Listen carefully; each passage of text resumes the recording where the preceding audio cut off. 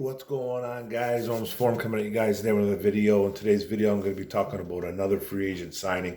I'm a little late to the party on this one, like I explained in my last video.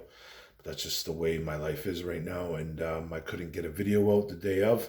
I got one out a couple days later. I'm here to talk about it, not really break the news.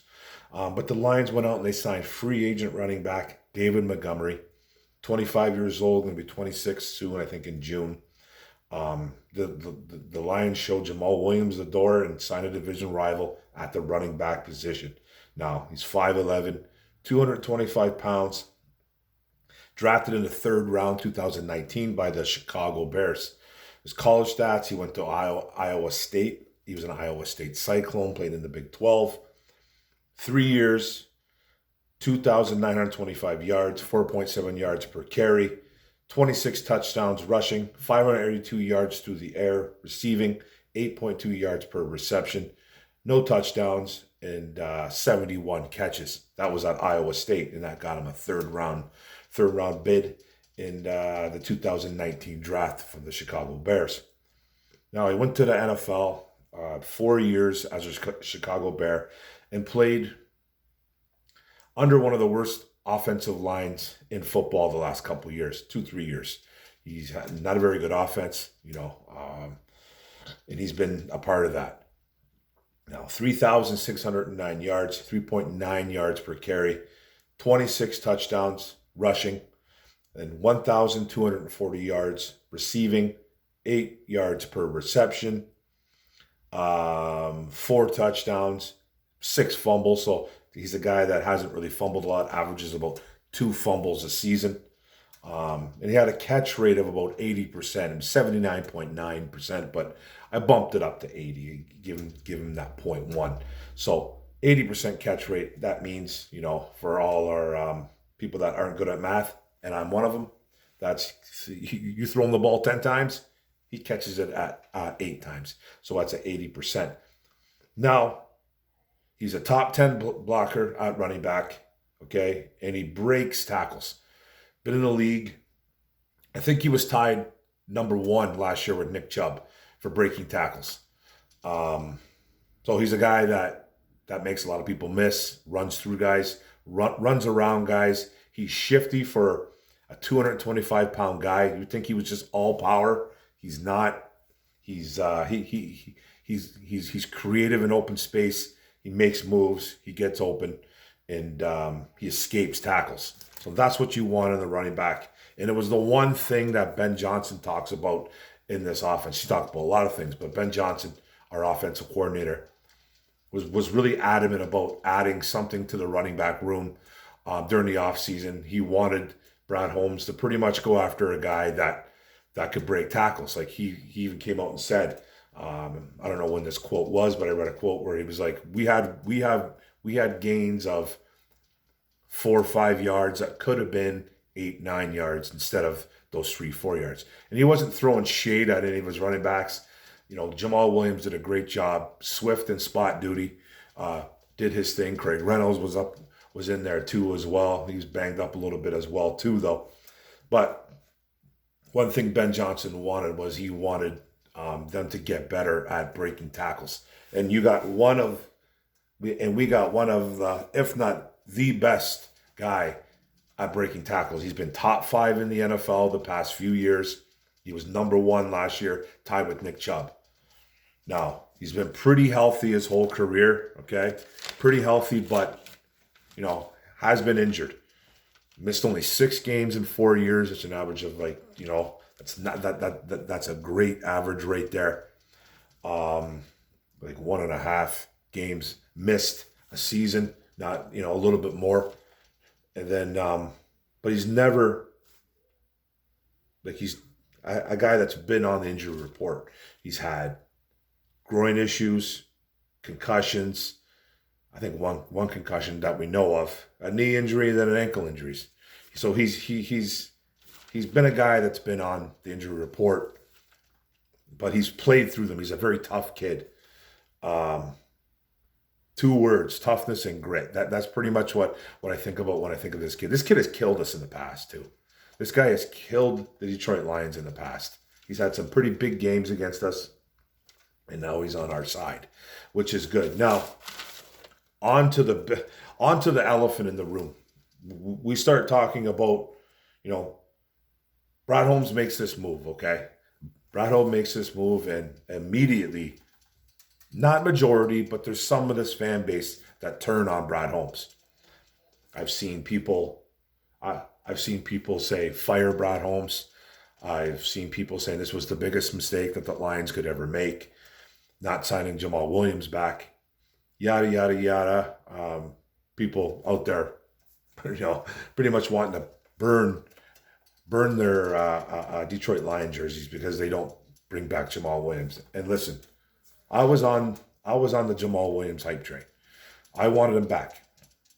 But I made it crystal clear. That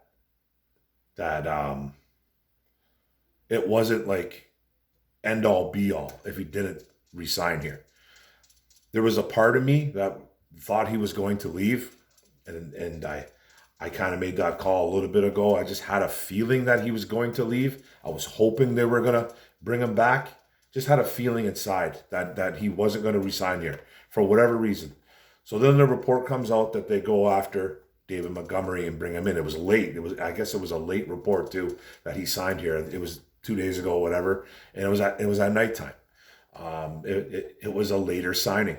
Now, we don't know what goes on behind closed doors. As fans and YouTubers and social media, whatever we are, we'd love to jump the gun. There's so many different theories out there of what happened, but apparently there was a deal in place. There was a deal in place with Jamaal Williams. I don't think the money was the issue. From what I'm reading, hearing, that there was an issue with years. Brad Holmes wanted to give him 2 years, and Jamaal Williams and his camp wanted 3. Now, apparently Brad Holmes was not budging. He was not budging. It was 2 years or nothing. And he gave Jamaal Williams an ultimatum. He's like, I'm going to give you a deadline.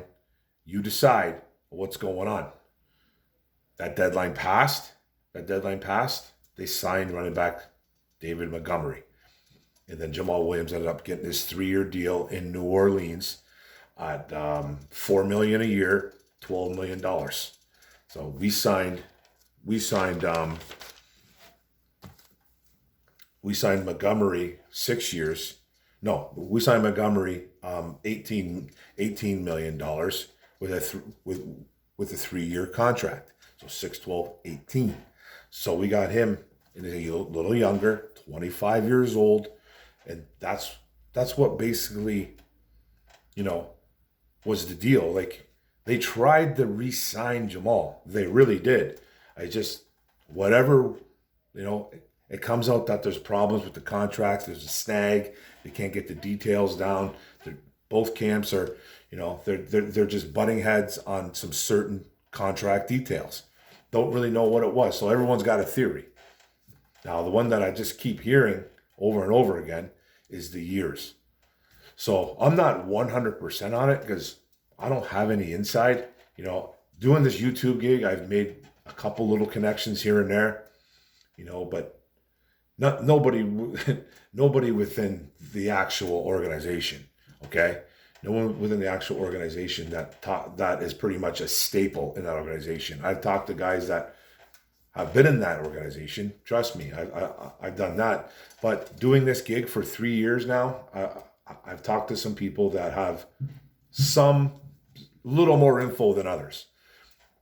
That's the info that I got, and I'm not going to say who it was, but that's who I was talking to, and I can't say that person's name because I was asked not to say anything, and I'm going to respect that. So. But that's the one I kept hearing was it wasn't the money. The money wasn't the issue. It was the years.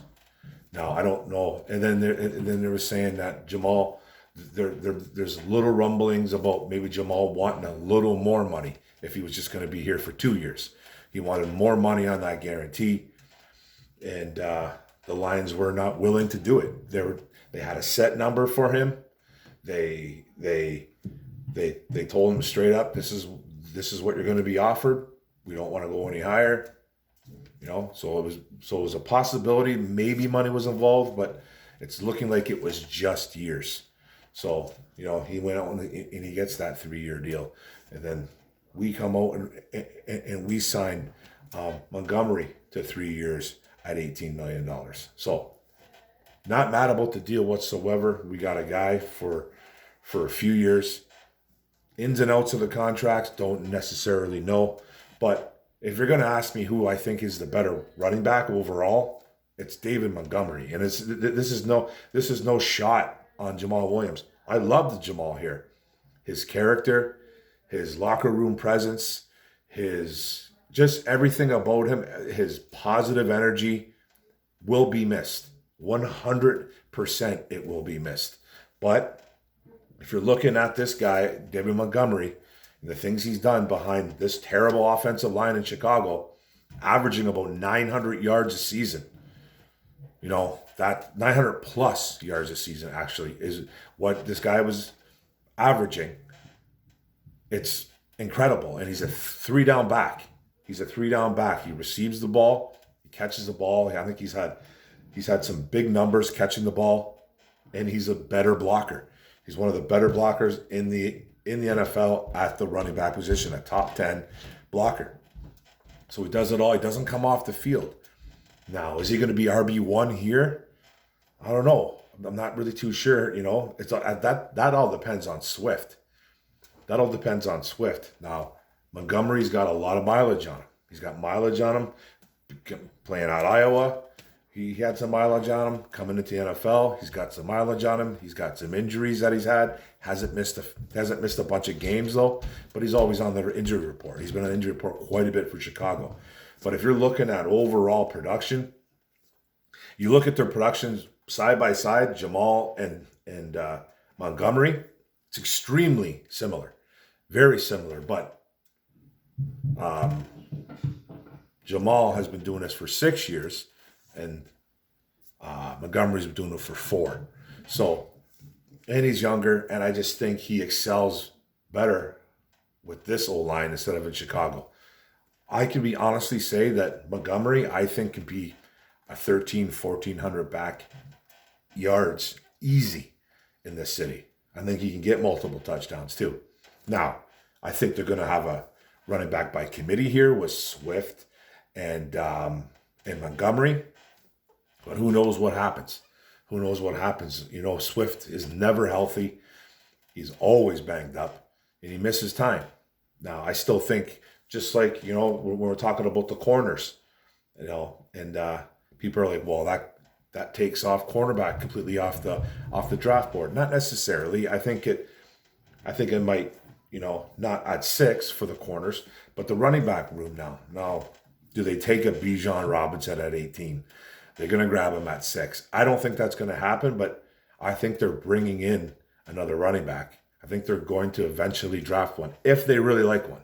That's only the thing right there. If they like one, if one doesn't get took before their time, before their turn to pick, then I can see this team drafting another running back. Is it really unnecessary? No, because you did re-sign Craig Reynolds. Swift is in the building still. You got Montgomery. You got a couple of guys on the practice squad and Greg Bell. Maybe, I don't know if Jamar Jefferson's even on his team anymore. But you got a couple of guys waiting in the wings, a couple of younger guys. So it's not a huge need, but it still could be a target.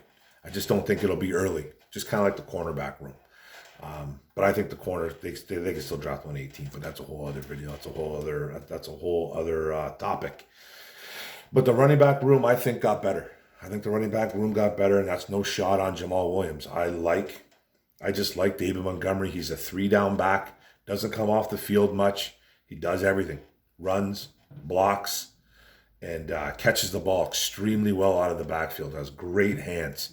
Now, he's not a burner by any stretch, but he can, he's broken a couple big ones in games. So I like the signing. I know a lot of people are really, really against it because, they worry about, well, not worry, but they base things off their feelings instead of facts.